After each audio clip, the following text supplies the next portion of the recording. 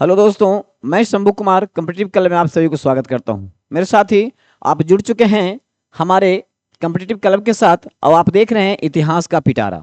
इतिहास का पिटारा के साथ में जो आज हम क्लास करने वाले हैं और हम लोग जो पढ़ेंगे वो इतिहास का मध्यकालीन भारत का इतिहास को हम लोग देखेंगे। और आज से जो हम लोग स्टार्ट करने जा रहे हैं ये स्टार्ट हो गया है फाउंडेशन बैच, है ना, मध्यकालीन भारत। अब इसके फाउंडेशन बैच को जो आपको सिलसिलेवार से हम चैप्टर वाइज जो पढ़ाएंगे और आप सारे बच्चे जो हैं जुड़ जाइए और एक बार कमेंट जरूर करिएगा कि मध्यकालीन भारत का सेशन आपका कैसा लग रहा है। और कमेंट अगर कुछ करेंगे तब हम लोग को पता चलेगा कि क्या करना है नहीं करना है। तो अभी हम मध्यकालीन भारत का इतिहास लेकर के आप लोगों के लिए आए हैं और इसका जो है चैप्टर वाइज हम लोग पढ़ने का प्रयास करेंगे। और इस फाउंडेशन बैच में थ्योरी और कंसेप्ट के साथ में हम लोग जानना चाहेंगे कि मध्यकालीन भारत का जो इतिहास है वो कहाँ से शुरू होती है और कहाँ तक उसका फिनिश होता है यानी अंत होता है। तो भारत के आपको इतिहास को पता है कि हम लोग 3 पार्ट में बांट के पढ़ते हैं, प्राचीन भारत का इतिहास, मध्यकालीन भारत का इतिहास और आधुनिक भारत का इतिहास। तो चलिए हम मध्यकालीन भारत के इतिहास को लेकर के उपस्थित हुए हैं। और इनके मध्यकालीन भारत के इतिहास जो है, भारत में सबसे पहले अरबों के आक्रमण, किनको? अरबों के आक्रमण, जो मुस्लिम होते हैं, मुस्लिम आक्रमणकारी होते हैं वो अरब के होते हैं और अरब के मुस्लिम आक्रमणकारी हमारे भारत में आक्रमण करते हैं। और इनके आक्रमण के पीछे बहुत सारे कारण होते हैं, इसका उद्देश्य होते हैं और बहुत सारे जगह पे हमारा ये आक्रमण करते हैं और अपने साम्राज्य का विस्तार हमारे साम्राज्य तक करने का प्रयास करते हैं। लेकिन इनका मेन उद्देश्य क्या रहता है वो हम लोग जानेंगे। क्या साम्राज्य का विस्तार करना होता है या नहीं, या फिर अपना धर्म का विस्तार करना चाहते हैं वो देखेंगे, या फिर ये अपने स्तर से हमारे वैभवशाली देश प्यारा सा भारत का धन दौलत लूटना चाहते हैं। इन कारणों से क्या कारण हो सकता है और तत्कालिक प्रमुख कारण हम लोग जानेंगे कि जब अरब के राजा को भारत के सन्निकट में, एक नाम सुने होंगे आप लोग, सिलोन। सिलोन का मतलब होता है श्रीलंका। श्रीलंका के राजा के द्वारा अरब के शासकों को 8 जहाजों से भरा पड़ा गिफ्ट और उपहार भेजा जाता है। तो उसको जो है सिंध प्रांत के क्षेत्र में देवल नामक एक बंदरगाह होता है जहां समुद्री डाकुओं के द्वारा उसे लूट खसोट लिया जाता है। और अरब के शासकों का कहना ये होता है कि सिंध प्रांत के जो राजा हैं, हिंदू ब्राह्मण शासक जो दाहिर हैं, शायद इसी का आदमी ने हमारा धन संपत्ति को लूटा है और इसे वापस करो। अब इसको वापस करने में जो है आपके हिंदू शासक दाहिर असफल हो जाते हैं। कहते हैं नहीं भाई, असफल होने का मतलब होता है कि वो अपने आप को बताते हैं कि हमारा जो है किसी प्रकार का कोई अंकुश या नियंत्रण उन डाकुओं पे मेरा नहीं है, मैं इसे क्षतिपूर्ति नहीं कर सकता हूं। यह भी एक वजह होता है जो अरब के आक्रमणकारी हमारे के यहाँ आते हैं और आक्रमण कर देते हैं। तो चलिए इस तरह की कुछ तथ्यपरक बातें मैं आपको बताने का प्रयास किया। मिडाइवल भारत की शुरुआत हम लोग करते हैं जिसमें सबसे पहले भारत में अरबों के आक्रमण से शुरुआत करते हैं। उसकी कुछ थोड़ा हम थीम आउट कहानी बताया। अब देखते हैं मध्यकालीन इतिहास में ये जो फाउंडेशन बैच है, थ्योरी प्लस कंसेप्ट में लाइव 8 PM एवरीडे, याद रखिएगा। चलिए आज का देखते हैं competitive club foundation batch by Shambhu sir के द्वारा जो आपको पढ़ाया जा रहा है यह है मध्यकालीन भारत। और देखिए जो मैं बताया था, भारत पर अरबों का आक्रमण, भारत पर अरबों का यानी अरब वासियों का सबसे पहले मुस्लिम आक्रमणकारी अरब के होते हैं जो आपके देश पर सिंध के प्रांत क्षेत्र में वो हमला करते हैं, आक्रमण करते हैं। जानते हैं कि उनका सामान्य परिचय क्या है, यानी अरबों का सामान्य परिचय के बारे में थोड़ा सा हम लोग जानने का प्रयास करेंगे। सामान्य परिचय में यह है कि भारत में मुसलमानों का प्रथम आक्रमण अरबों ने किया था। देखिए यहाँ क्वेश्चन आता है कि भारत में जब आक्रमण हुआ तो आक्रमण का दौर जो चला उसमें प्रथम कौन थे? तो अरबवासी थे। कौन थे? अरब थे, याद रखिएगा। और इन अरब में कई ऐसे भी आक्रमणकारी हुए जो 710 में 711 में आपके क्षेत्रों में आए, लूट खसोट करने का प्रयास किया, लेकिन उन्हें हिंदू शासकों ने मार भगा दिया, खदेड़ दिया। वो सफल नहीं हुए। लेकिन एक आदमी होता है, देखिए उसका नाम होता है मोहम्मद बिन कासिम। ये अरब का शासक था। कहाँ का था? अरब का शासक था मोहम्मद बिन कासिम। मोहम्मद बिन कासिम के नेतृत्व में अरबों ने, देखिएगा 712 ईस्वी में बहुत सारे सैनिकों के साथ, आपको पता होना चाहिए कि 10,000 सैनिकों के साथ में ये इन्होंने घोड़े यानी घुड़सवार और ऊंट यानी ऊंट सवार पे सवार होकर के 10,000 सैनिकों के साथ में इन्होंने इन क्षेत्रों में आक्रमण किया था। तो भारत में सफल आक्रमण करने वाला प्रथम अरब के मुसलमान कौन थे? तो मोहम्मद बिन कासिम। अरबों ने सिंध पर 712 ईस्वी में विजय पाई, है ना। सबसे सफल अभियान इसको माना जाता है 712 ईस्वी में। ये तो पता होना चाहिए, बहुत पहले से ये क्वेश्चन आपको आता रहा है, हर एग्जाम में आता है कि मोहम्मद बिन कासिम जो है वो सफल आक्रमण कब किया है? तो 712 ईस्वी में। अरब के आक्रमण के समय सिंध का राजा कौन था? दाहिर। जो मैं अभी कंसेप्ट में बता रहा था कि जब इनकी आक्रमण हमारे यहाँ हुई थी तो हिंदू राजा ब्राह्मण वंश से संबंधित कौन व्यक्ति थे? दाहिर थे। यानी कि अरबों के आक्रमण के समय, है ना, सिंध का राजा कौन था? तो वो था दाहिर। ध्यान रखिएगा, दाहिर। क्वेश्चन हो गया। चलिए मेरे साथी, तो आगे बढ़ते हैं और आगे देखते हैं। तबीयत भी थोड़ी खराब है। चलिए, आवाज तो नहीं ना फंस रही है? देखिएगा, थोड़ा माफ कीजिएगा। अरबों की सिंध विजय की जानकारी। अगर कहता है कि भारत में सिंध पर किसी ने विजय किया या आक्रमण किया तो उनकी जानकारी किस पुस्तक में मिलती है? देखिएगा, तो वो है चचनामा। क्या है? चचनामा है। इसमें पूरी जानकारी मिलती है। अगर पढ़ना है तो अरबों की सिंध विजय की जानकारी अगर मिलता है तो वो है चचनामा। अब देखेंगे चचनामा के लेखक कौन हैं। याद रखेंगे, ये चचनामा जो है अरबी में भी लिखा गया है और फारसी में भी लिखा गया है। अरबी में जो लिखा है वो लिखा है अली बी कूफी। अली बी कूफी जो लिखा है वो अरबी में लिखा है। और अली बी अहमद, नहीं सॉरी, ये अरबी में जो लिखा है वो लिखा है अली बी अहमद, है ना। अली वी अहमद, अहमद लिखा है अरबी में। और फारसी में जो लिखा है ये लिखा है अली बी कूफी। ध्यान रखेंगे, क्या रखना है? ध्यान, है ना, ये ध्यान रखना है। फारसी में अली बी कूफी और अरबी में लिखा है अली बी अहमद, याद रखिएगा। और फारसी में एक और लिखा है अली बी हमीद। अली बी हमीद क्या है? अली बी हमीद जो लिखा है वो फारसी में लिखा है अली बी हमीद। या नाम रखेंगे, ये दोनों नाम कंफ्यूजन वाले हैं।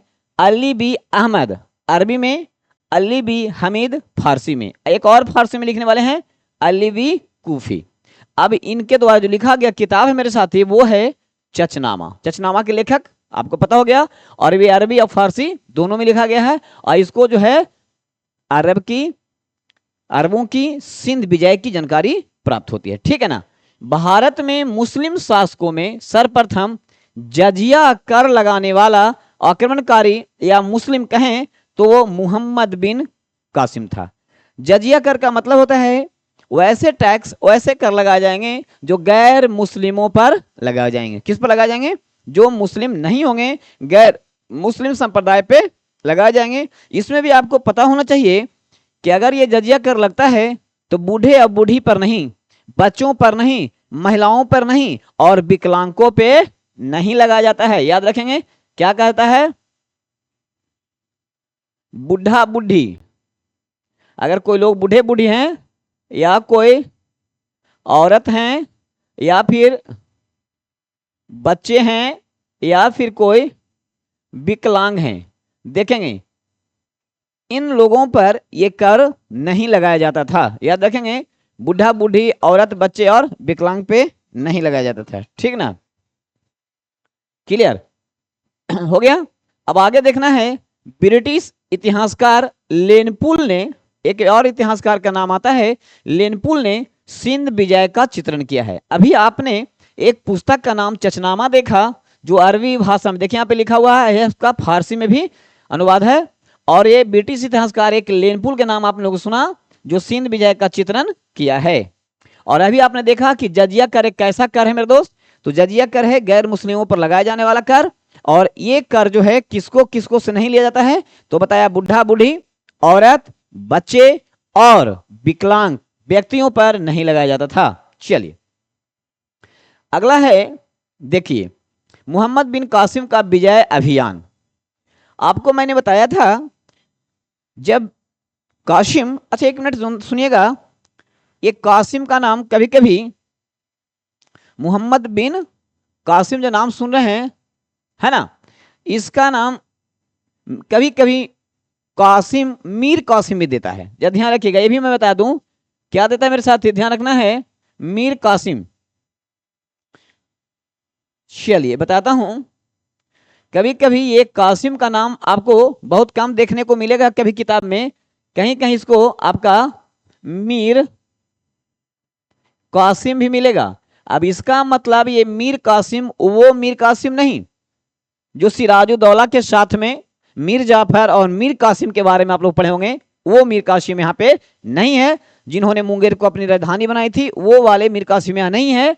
मोहम्मद बिन कासिम को मीर कासिम की भी संज्ञा मिली थी। चलिए ठीक है, अब आप आगे पढ़ते हैं। सिंध, यह उस समय एक प्रांत था, राज्य था, और मोहम्मद बिन कासिम सबसे पहले सिंध के क्षेत्र में आता है। और कहां कहां उन्होंने अपना क्रमबद्ध जीतने का प्रयास करता है, आक्रमण करता है। तो वो पहला है देवल विजय, दूसरा है नेउन या निरून विजय जहां बौद्ध भिक्षु की संख्या अधिक थी, शेहवान विजय, उसके बाद है सीसम के जाटों पर विजय, उसके बाद है राउर विजय, ब्राह्मणाबाद पे विजय, अरोर या आलोर जो उस समय सिंध की राजधानी हुआ करती थी, और इनका अंतिम जो था वो मुल्तान विजय था। अंतिम अभियान क्या था, अंतिम जो है मुल्तान। और यहां देखिए इसको नाम इन्होंने क्या रखा था, स्वर्णरग्नि। यहां से इतना अच्छा खासा धन और कोष लुटा, सोना चांदी अधिक लुटा, और इस नगरी का नाम रख दिया स्वर्णरग्नि। कौन रखा भाई, मोहम्मद बिन कासिम। यहां से अरब सबसे अधिक सोना लूटा है ना। अब भारत पर अरबों का आक्रमण का उद्देश्य क्या होगा वो अगले स्लाइड में हम देखते हैं, किस कारण से इन्होंने भारत पर आक्रमण किया था। अभी आपने देखा कि सिंध के बाद वो कैसे कैसे कौन कौन से क्षेत्र में थे, एक बार फिर से पढ़ते हैं। देवल, निरून, सेहवान, सीसम और राउर, ब्राह्मणाबाद, अरोर, अवंती में मुल्तान। ये क्रम भी आता है मेरे साथी, आप याद रखेंगे मोहम्मद बिन कासिम का आक्रमण का सही क्रम क्या है। तो देखेंगे, इसको मैंने यहाँ पे आपको कोट वर्ड में लिखने का प्रयास किया हूं। देने, सीसी, राउर, ब्राह्मण, आमू। क्या लिखा हुआ है, देने, सीसी, राउर, ब्राह्मण, आमू। याद रखेंगे यहाँ पे क्या पढ़ा है मैंने, दे से क्या होगा, देवल। यहां का राजा कौन था, अभी बताया था मैंने कॉन्सेप्ट में, दाहिर। इसके बाद कौन था, नेऊन, इसको नेरून भी कह सकते हैं। चलिए क्लियर हुआ। सीसी का मतलब अभी आपने देखा, यहां पे देखिए सीसम के जाटू पर विजय, और एक है शेहवान विजय है ना। तो सीसम के जाट हो जाएगा, और एक हो गया सेहवान, शेहवान, ठीक है, शेहवान और शीशम के जाट। और एक हो गया खुद अपने आप में राउर, और एक अपने आप में हो गया ब्राह्मणाबाद, ब्राह्मणाबाद।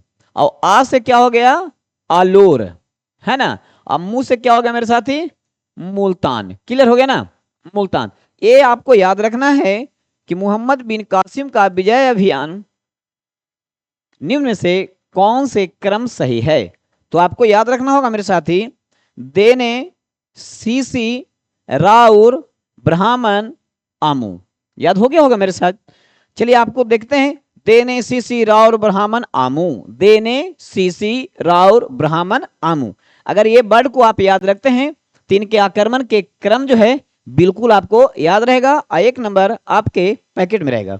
चलिए मेरे साथी आगे बढ़ने का प्रयास करते हैं। अब देखते हैं, देखिए प्रथम देवल विजय था, कहां आया था, देवल विजय करने आया था। देखिएगा प्रथम देवल विजय है ना, प्रथम देवल विजय आया था। देखिए यहां के शासक हैं देवल विजय, आप देखिए राजा दाहिर। यहां के शासक कौन थे, चित्र देखिए, राजा दाहिर ये ब्राह्मण थे, हिंदू थे, ब्राह्मण थे। अंतिम हिंदू राजा बोला जाता है कि ये सिंध प्रांत के क्षेत्र में अंतिम हिंदू राजा कौन था, तो इसका नाम था दाहिर, याद रखिएगा। कंप्लीट। चलिए आगे देखते हैं निरून। अब मैं बताया था कि जब निरून पर चढ़ाई किया था तो दाहिर वहां से भाग निकला और निरून पर वहां के पुजारियों को सौंप दिया गया कि आप इसे संभालिए। बताइए जब राजा यहां से छोड़ के निकल जाएगा तो वहां के पुजारी जो थे क्या थे, बौद्ध भिक्षु लोग थे। क्या थे, देखिए सब बौद्ध भिक्षु लोग हैं। अब ये बौद्ध भिक्षु बौद्ध धर्म अपनाने वाले जो लोग होते हैं क्या हिंसा करते हैं, कभी कभी हिंसा विश्वास ही नहीं करते हैं, है ना। और ये तो हैं हमेशा सत्य और अहिंसा के पुजारी हैं। अब पुजारी भला कहाँ लड़ाई लड़ेगा, इन लोगों ने अधीनता स्वीकार कर ली। अब बिना लड़े झगड़े आपका ये अधीन में हो गया, किसके, तो कासिम के अधीन हो गया। इसी पर निरून विजय कर लिया। चलिए इसको आपने देखा और समझा। अगला है शेहवान विजय। देखिए क्वेश्चन आता है कि मोहम्मद कासिम के आक्रमण के समय शेहवान का शासक क्या था। उसका नाम देखिए मेरे साथ यहीं पे है, उसका नाम था माजरा। क्या नाम था, इसका नाम है, शासक का नाम माजरा। कहीं कहीं इसको बाजरा भी दे देगा तो समझने का प्रयास करेंगे, अलग अलग बुक में थोड़ा बहुत ऐसे दे दिया करता है। तो शासक शेहवान विजय में, या इसको सिविस्तान भी कहते हैं, यहाँ का शासक था बाजरा या माजरा। ये भी जो है अपने शासन का उत्तरदायित्व, शासक होने का उत्तरदायित्व निभाया नहीं और ये भी अपना छोड़ चला और भाग गया। इसको भागने के बाद शेहवान भी बहुत ही आसानी से मोहम्मद कासिम को हाथ लग गया। क्लियर। आगे चलते हैं शीशम के जाटों पर विजय।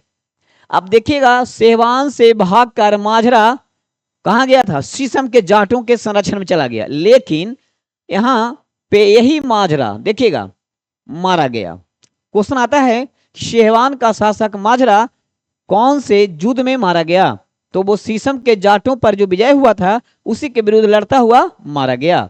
जाटों ने कासिम की अधीनता स्वीकार कर ली और इस प्रकार से कासिम का फिर यहाँ अपना अधिकार जम गया और वो फिर इसको अपने कब्जे में कर लिया। इस प्रकार से शेहवान और शीशम के जाटों पर मोहम्मद कासिम का आक्रमण सफल हो जाता है। अब देखिए एक आ गया इसके बाद राउर। अभी आपको बताया था मैंने राउर। अब देखिए राउर विजय, इस युद्ध में अभी आपको पहले बताया था कि जब देवल का राजा दाहिर था तो पश्चिम किनारों से उसे रक्षा करना चाहिए था, तो वह पश्चिम किनारों को छोड़कर पूर्व किनारे में चला गया था और अपनी दूरदर्शिता का परिचय देते हुए वो जो है खुद को ब्राह्मणाबाद चल गया था और अपने बच्चा को भी ब्राह्मणाबाद बुला लिया था। ठीक है। अब राउर विजय पे देखिएगा, है ना, जैसे ही देखा कि राउर में विजय करने के लिए, राउर में आक्रमण करने के लिए आ गया है, तो दाहिर यहाँ पे आता है और घमासान लड़ाई लड़ता है, मगर बेचारा मारा जाता है। तो क्वेश्चन आता है कि मोहम्मद बिन कासिम और राजा दाहिर के बीच का जो युद्ध हुआ किस युद्ध के नाम से जाना जाता है, या फिर क्वेश्चन हो सकता है मे बी कि दाहिर किस युद्ध में मारा गया, राउर युद्ध में। कितना में, राउर के युद्ध में, यानी राउर युद्ध इसको कह सकते हैं। दाहिर मारा गया। दाहिर एक हिंदू शासक थे जो देवल के सम्राट थे, है ना। एक दाहिर का बेटा देखिए कौन था, जय सिंह, ब्राह्मणाबाद चला गया। समझ आया, इन्होंने लड़ा और ये कहां भाग गया, ब्राह्मणाबाद चला गया। तो जब दाहिर मारा गया तो इनकी पत्नी, दाहिर की विधवा पत्नी, अब तो भाई पति नहीं रहे तो वो विधवा हो जाएगी, है ना, पत्नी क्या कर लिए, आत्मदाह कर लिए। अब उन्होंने देखा कि पति मारे गए, अब बेटा यहां से निकल लिया, तो वो अपने आप को देखे कि अब हम परास्त हो सकते हैं, तो अपने आबरू को बचाते हुए उन्होंने क्या किया कि वो अपने संघर्ष भी की है, ऐसी बात नहीं है, लड़ाई लड़ी है उन्होंने। लड़ाई लड़ते हुए और दाहिर की विधवा पत्नी जो है वो क्या कर लेती है, आत्मदाह कर लेती है। तो राउर के युद्ध में ही देवल के राजा दाहिर मारा जाता है और उनकी पत्नी, विधवा पत्नी, वो आत्मदाह कर लेती है। ठीक है। चलिए अगला पॉइंट पे चलते हैं, क्या कहता है, देखिए ब्राह्मणाबाद में कौन गया है, उसका बेटा भी जय सिंह गया है, वहां देखते हैं। ब्राह्मणाबाद पे चला जाता है। यहां का दायित्व दाहिर के पुत्र कौन था भाई, जय सिंह पर था।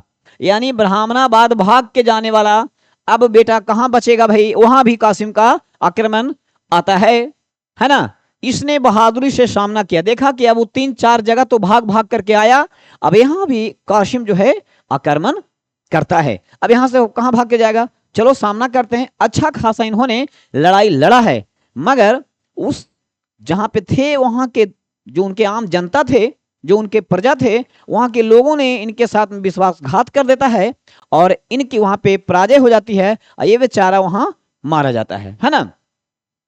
नगर के लोगों के विश्वासघात यहाँ पे तय होगा, घात के कारण पराजित हुआ।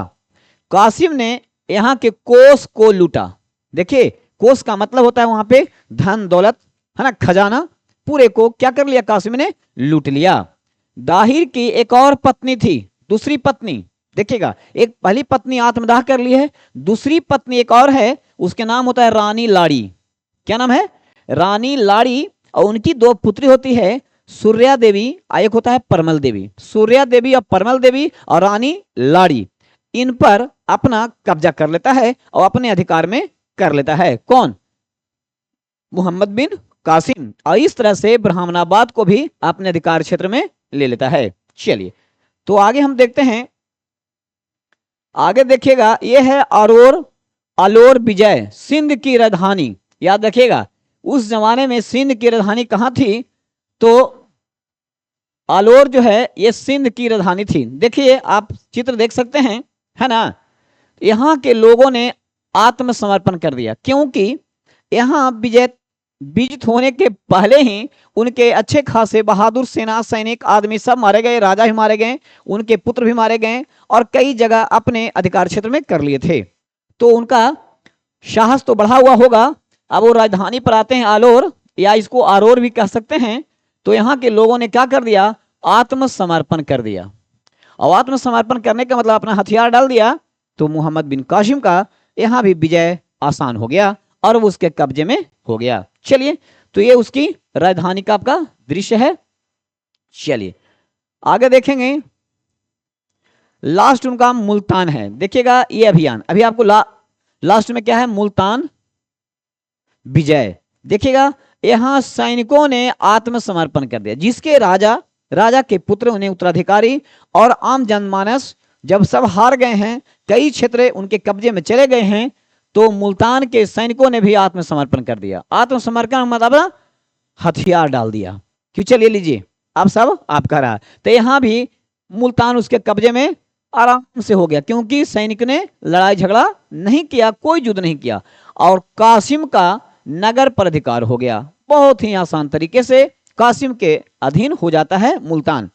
कासिम ने इसका नाम स्वर्ण नगर, देखिएगा स्वर्ण नगर रखा। क्यों, क्योंकि यहां से उन्होंने सबसे अधिक धन के रूप में अगर कहा जाए तो सोना को लूटा था। सबसे अधिक उन्हें सोना अगर मिला मेरे दोस्त, तो कहां से मिला है, वो मिला है मुल्तान से। याद रखिएगा स्वर्ण नगर के नाम से इसे नामकरण कर दिया कौन, मुल्तान विजय में मुल्तान को कासिम ने। क्लियर। चलिए अब देखते हैं मेरे साथी आगे क्या है। तो आगे कहता है भारत पर अरबों का आक्रमण का उद्देश्य। देखिएगा भारत पर जब आक्रमण करता है मोहम्मद बिन कासिम, यानी सिंध के क्षेत्र में, तो अभी आपको बताया बहुत सारे क्षेत्र पर अपना कब्जा किया। और देखिएगा इसका क्या पूछ रहा है, उद्देश्य कह रहा है। क्या कह रहा है, उद्देश्य कह रहा है कि इसका उद्देश्य क्या होगा। चलिए देखते हैं, इसका उद्देश्य आपके सामने लिखा हुआ है। कह रहा है कि इनका जो उद्देश्य था धन दौलत लूटना था। क्या था, आना है और कब्जे में करना है और धन दौलत लूट के चला जाना है। तो धन दौलत लूटना था। क्लियर। इस्लाम धर्म का प्रचार करना था। ध्यान रखेंगे जितने भी हिंदू शासक थे, उन शासकों के मारे जाने के बाद उनके जनता, उनके प्रजा, वहां के जनमानस को इस्लाम धर्म में कन्वर्ट करने का इसका बहुत जबरदस्त प्रयास रहा था, है ना। राजनीतिक या साम्राज्य स्थापित करना इसका उद्देश्य नहीं था। मतलब देखिए क्वेश्चन बहुत जबरदस्त आता है, निम्न से कौन सा उद्देश्य था या कौन सा उद्देश्य नहीं था। तो राजनीति करना या साम्राज्य स्थापित करने का इसका उद्देश्य नहीं था। दो उद्देश्य था मेरे साथी। क्या था? धन दौलत, यानी सोने की चिड़िया भारत को, जितने यहाँ वैभवशाली देश थे, हमारे पास काफी मात्रा में धन थे, उन धन को लूटना और हमारे के यहाँ सीधे साधे भोले भाले हिंदू लोगों को दबाव में लाकर अपने इस्लाम धर्म का प्रचार प्रसार करना, इनका प्रमुख उद्देश्य था।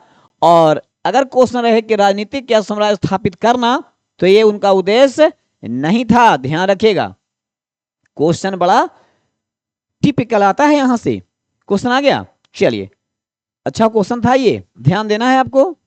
क्या था? तो भारत पर अरबों का आक्रमण का उद्देश्य था धन लूटना, इस्लाम धर्म का प्रचार करना और साम्राज्य स्थापित करने का कोई उद्देश्य नहीं था। चलिए आगे बढ़ते हैं हम लोग। अरबों का भारत में विजय का कारण देखिए, कैसे अरबवासी हमारे भारत पर कब्जा भी किए और अपना विजय भी प्राप्त किए। तो विजय का क्या क्या कारण हो सकता है? तो भारत में किसी सर्वोच्च या केंद्रीय शक्ति का अभाव था। वैसा कोई राजा नहीं था उस वक्त में जो सारे भारत के प्रांत को एकजुट करके और सब पर शासन करे और अपना कर्तव्यनिष्ठ का पालन करे और सब पर सुरक्षा का कवच दे। ऐसा नहीं था। सभी उस समय में अलग अलग क्षेत्र के अलग अलग राजा हुआ करते थे और अपने अपने क्षेत्र पर साम्राज्य स्थापित करके अपना शासन चलाते थे।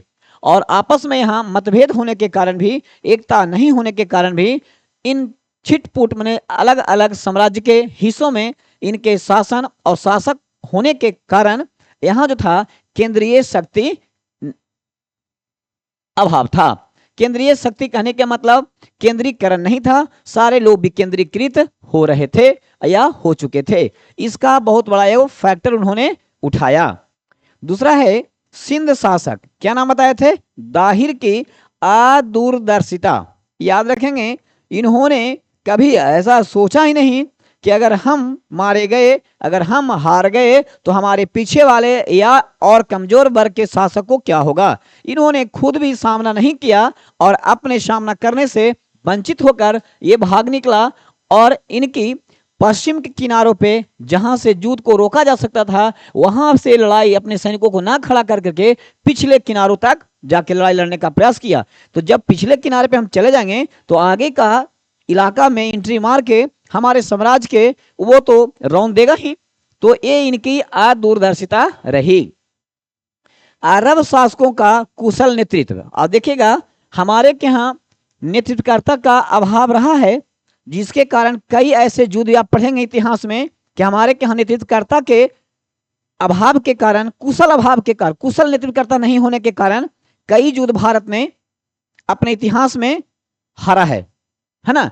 तो वही एक यहाँ भी आपको अंश पढ़ने को मिलता है कि अरब शासकों का कुशल नेतृत्व। देखिए हम कुशल नहीं थे, लेकिन जो हम पर आक्रमण कर रहा है उसका नेतृत्व क्या है? कुशल है, यानी कि वो दक्ष है ना। तो इसके कारण तो यहाँ पे आपने देखा कि अरबों का भारत में विजय का कारण जो है वो आपका 3 बिंदु में आपको दर्शाया गया है। चलिए ठीक है, आगे बढ़ते हैं मेरे साथी। अरबों का सिंधु विजय, यानी कि सिंध कहेंगे या सिंधु क्षेत्र भी कहेंगे। सिंधु कहने का मतलब हुआ सिंधु क्षेत्र या सिंध प्रांत। अरबों का सिंधु विजय यानी सिंध विजय का परिणाम क्या रहा देखेंगे। उन्होंने आया हमारे के यहाँ लूटा खसोटा, धन दौलत ले गया, मुस्लिम साम्राज्य का उन्होंने विस्तार किया और क्या क्या किया। हमारे समाज में उसका क्या परिणाम छूटा, प्रभाव पड़ा? मद्यपान। मद्यपान मतलब समझ रहे होंगे आप लोग, है ना। जो पेय पदार्थ, मादक पदार्थ और मांसाहार बढ़ा। क्या परिणाम पड़ा? उन लोगों जब यहाँ आया तो आपका पीने वाला प्रचलन, मादक पदार्थों का, खाने पीने का, ये मद्यपान और मांसाहार बढ़ा। ठीक है। शूद्रों को मंदिर में प्रवेश की अनुमति मिली। इसका मतलब है कि इसके पहले शूद्रों को हमारे यहाँ मंदिर में प्रवेश नहीं मतलब कराए जाते थे या लोग करते थे। तो यहाँ से इनका स्टार्ट हुआ कि शूद्रों को मंदिर में प्रवेश की अनुमति मिली है।